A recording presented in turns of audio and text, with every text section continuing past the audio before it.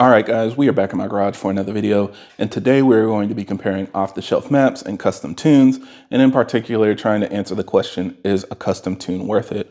Both of my cars have ran on off-the-shelf maps, and both of them have ran on custom tunes, so I feel like I've got a good feel for the benefits and the drawbacks of going the custom tune route versus sticking with an off-the-shelf map. Keep in mind, I might be a little partial because my first custom tune on the 440i took a bunch of time. That's when I was dialing in my TU pump on E85 and I was sharing all these results with you guys thinking this was going to be the next big thing. And then 3 weeks later, off-the-shelf maps came out for my exact setup. And not just that, but I found the off-the-shelf maps were very similar in performance to my custom tune. So now I'll answer the question, when is a custom tune worth it? Especially now that we've got, new faster off-the-shelf maps, we've got new custom tuning options. Maybe my opinion has changed there. So I just kind of want to use this video to share my thoughts with you guys. So we'll go ahead and talk about it, and hopefully you guys find this video useful.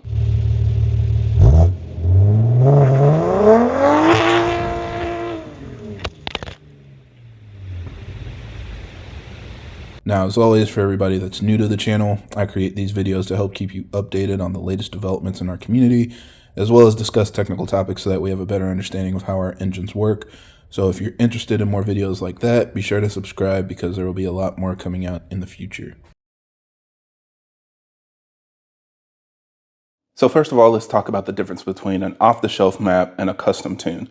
So an off-the-shelf map, or also you might see it abbreviated as OTS map, is basically a map that comes from a tuning company and it's designed for a set combination of components. So generally stage 1 is for a completely stock car, stage 2 is a car with a downpipe or full bolt-on, and then stage 2 plus, stage 2 HPFP, stage 2.5, everybody kind of has a new name for it.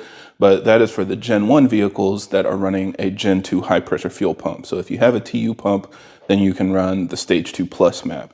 Now, all of these maps have been existing for a while now, although I will say over time they have gotten increasingly aggressive. When I first got tuned back in 2019, you were excited to see a map hit 17, maybe 18 PSI if conditions were good enough. But nowadays I see off-the-shelf maps hitting 20 or 21 PSI. So it definitely has gotten more aggressive over the years. Now, tuning capability has gotten better. We've got more tables that you can adjust, more things that you can fine tune. But in my opinion, an off-the-shelf map is designed to be a baseline. It's not a map that you race on. It's not supposed to be the fastest thing out there. It's just something to get the car going safely until you get a custom tune if you want to push it further. And I think that's gotten lost in translation. A lot of people are trying to set records for quarter mile and 60 to 130 by using off-the-shelf maps. And while that's all fine and well in the grand scheme of things, I think it does impact the community negatively because now you have more people running into issues. I see people running into fuel pressure dips on pump gas maps. When I was running an E30 map back in the day, I would run up to E35, maybe even E37 to clean up timing and just help the logs look as good as possible, even if it was hot outside and things like that. Nowadays on an E30 map, if you're running like E30.1, your fuel pressure will crash. So stuff like that isn't ideal. And in my opinion, it kind of makes a drawback from an off-the-shelf map. The only real way to know if it's working for you is to run logs. For most people, it should work, but it's not really a guarantee anymore. So that's a good starting point for most people. Now, on the other side, you do have custom tuning, and this is a tune that is specifically custom tuned for your vehicle.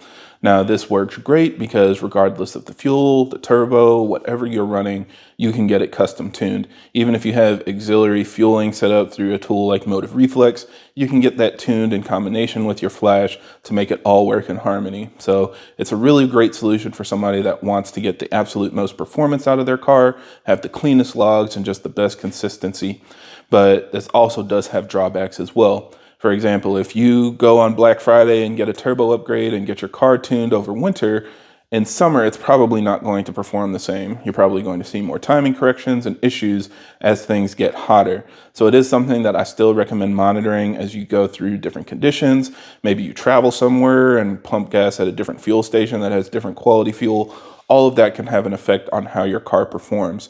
So there still is a level of safety that you want to consider, maybe logging your car over a couple months, making sure that everything's still stable and safe, and making sure that your car can last with that setup regardless of what you're going to be using it for. That's where a custom tune can kind of require a little more work than a lot of people want. And of course, a custom tune is more expensive. You're going to basically double the investment of paying for your tune to have a custom tuner dial it in. Plus, you're going to have additional costs for maybe dyno time or running logs on the street. You'll run through a lot of gas to get all of that set up. So it really can just depend on your goals. One costs a lot more money, needs a lot more attention to make sure it works. The other one is pretty much plug and play, but there's no guarantee that it'll work perfectly on your car. Now, one thing I do appreciate is we do have flex fuel maps now. Pretty much all of the major tuning companies offer it.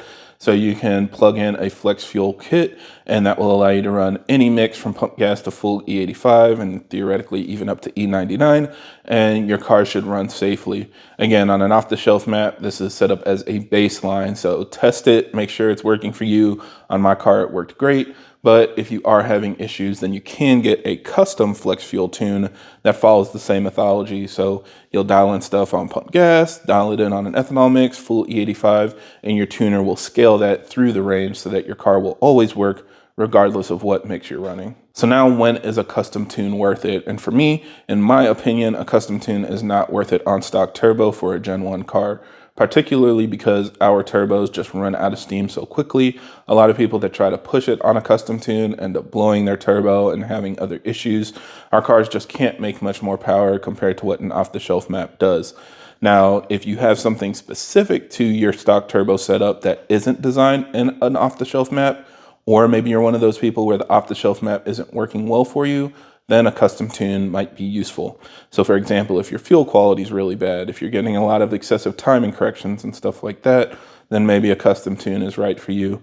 Another thing is if you're running meth. I know a lot of people like to run E85, but methanol is also another great solution that allows you to basically use it when you're pushing the car and not use it when you're just daily driving. So a lot of you guys like running methanol, but that definitely requires a custom tune to take advantage of. You're not going to find an off-the-shelf map designed for a methanol mix or methanol injection, so you'll need to work with your tuner to get that dialed in as well. Also, even things like living at a higher elevation can cause issues.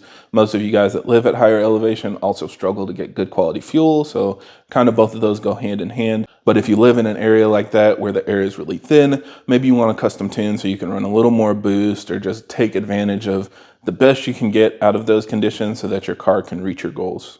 Now, of course, that goes out of the window if you're shooting for records. You know, a lot of you guys want to have the fastest car possible. You want to have the fastest 60 to 130 or quarter mile with just a downpipe or just a TU pump or whatever, you know, your recipe is for success.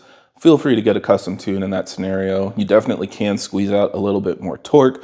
Usually if you run port injection and things like that, you might be able to run a little more boost down low. So there are a lot of things that you can do to try to take advantage of that setup to get the most out of it. Especially on a Gen 2 car, it seems like those definitely take custom tunes a lot better since you don't have a lot of fuel pump upgrades until recently. People have been running port injection for a while to get the most out of their stock turbo setups and push it into the low 10-second range even. So I think that's definitely a good reason to get a custom tune, but it really just depends on what you're going for. If you're like most people that you're just trying to enjoy your car, enjoy a little more power, 90% of the time you're just racing yourself and giggling in the driver's seat, an off-the-shelf map typically works fine. Now, the big one, of course, is going with a bigger turbo. And I know a lot of you guys are upset because I've noticed some other platforms have like their Stage 2H tunes or basically off-the-shelf maps designed for a hybrid turbo. Unfortunately, that doesn't exist for the B58. And honestly, I wouldn't ask for one. I wouldn't recommend you guys do. A lot of the off-the-shelf maps work okay on a hybrid turbo. I've done some testing myself and my car was okay, but that's definitely not a guarantee. There are so many variables that are introduced as these new hybrids come out and different companies make hybrids. You just really don't know how it's going to work and perform with an off-the-shelf map. Just like normal, you know, logging it is the only real way to confirm that it's working okay. But if you do see issues, you definitely want to go for a custom tune.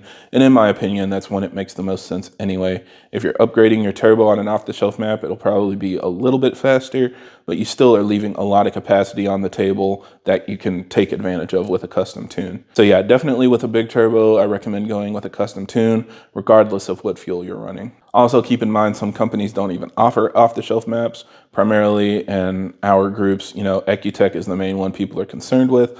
A lot of people like going that route because it offers a lot of features, and a lot of tuners focus their efforts on working with Ecutech, but they don't have off-the-shelf maps at all. So if you do want to go with Ecutech, you're going to have to get a custom tune regardless of your setup. Now, the last thing, and the one that I took advantage of, is just having a tuner that you can grow with. If you have a stock turbo setup, you can tune with your stock turbo with a custom tuner. They'll get used to your car, figure out any kind of limits that they need to work around and things like that. And it makes the custom tuning process a lot easier as you add mods. Usually tuners offer a discount if you get a second or third tune with them, so that's also something that you can take advantage of. And as you grow with your car and upgrade your turbo, your transmission, build your engine, whatever it may be, you can stick with that tuner and they'll have all of your files ready, and they can just dial things in a lot quicker. Usually when you start over with a custom tuner, you'll find that things slow down a little bit because there are a couple bugs they have to work through. Maybe they haven't seen something specific with your setup and stuff like that. But overall, it seems better to stick with a tuner. So that's why I say, you probably want to reach out to a bunch of people, let them know your goals, see who will work with you and help you meet those goals, and then kind of create a relationship with them. Try not to annoy them. Don't ask them a million questions. Just come ready to dial your car in and you should have good success. So who knows, maybe more off-the-shelf maps will be coming in the future for different setups, but I wouldn't really hold your breath. I think what we have right now is pretty complete. And just keep in mind, you always need to log your car to make sure your tune is safe. Getting everything dialed in a specific setup in specific conditions with specific fuel doesn't mean it's going to work that way all the time. That's why you see people that are racing probably get back on their laptop after every pass to just tweak things and dial it in a little bit further. So there's always room on the table to improve. It's really up to you to determine how far you want to go. And at the end of the day, you really should just be enjoying your car. But yeah, I think that's it for this video. Thank you guys for watching, and I hope this helps. And if you have any other questions or comments, leave them down below.